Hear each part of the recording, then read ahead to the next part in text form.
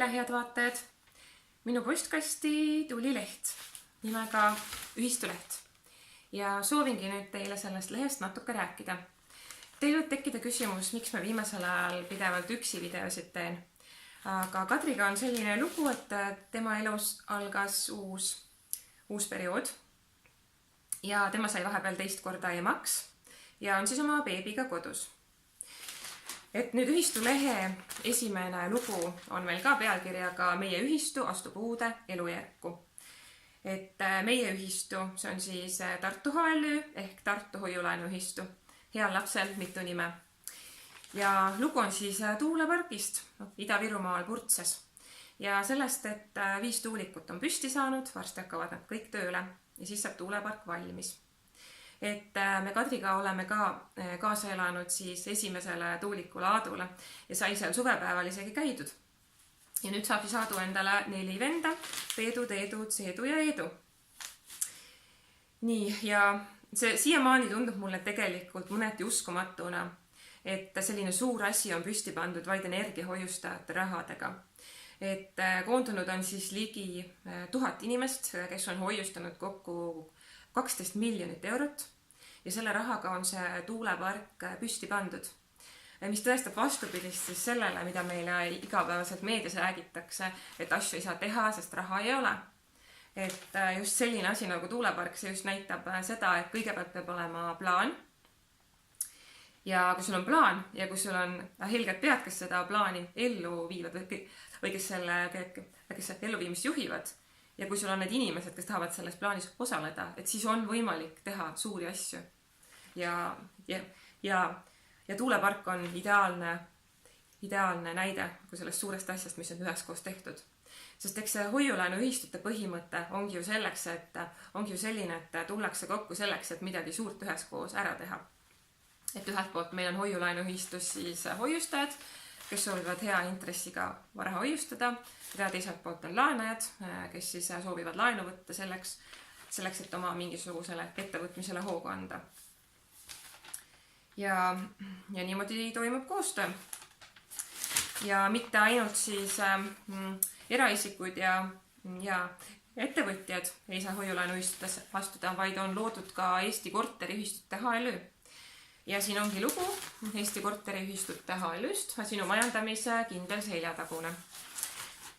Ehk siis Eesti korteriühistute HLÜ põhitegevus on korteri, elamuhoone ja garaažiühistute tegevuse hõlbustamine nende majandustegevuse toetamise läbi.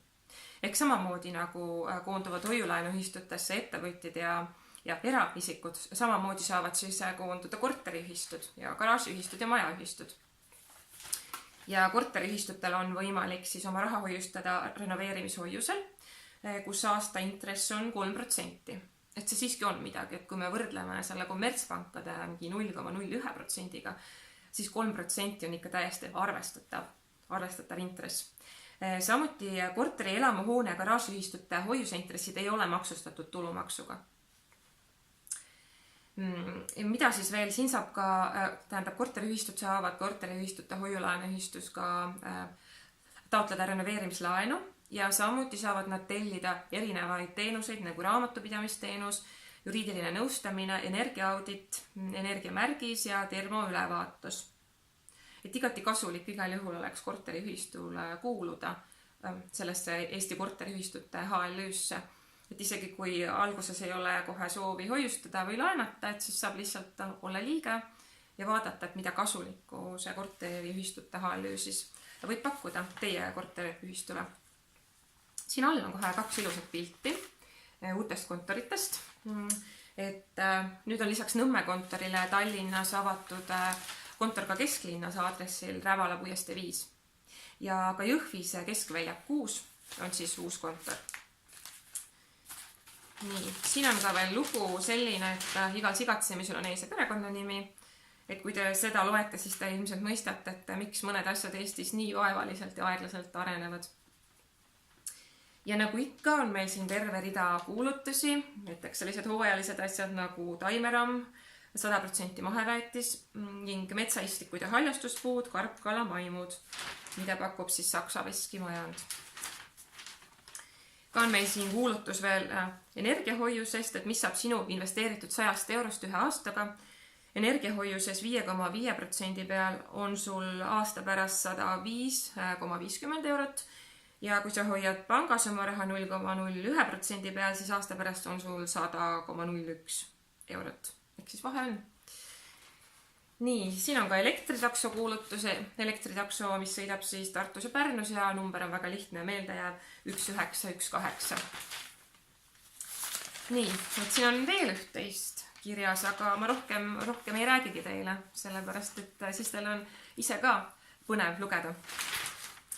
Et ühistulehte, kui te guugeldate, leiate kindlasti elektroonilise versiooni ja kui tahate seda paberkandjal, siis peate lihtsalt mõnest Tartu HL kontorist läbi astuma. Aga head lugemist teile ning kaunist kevadet!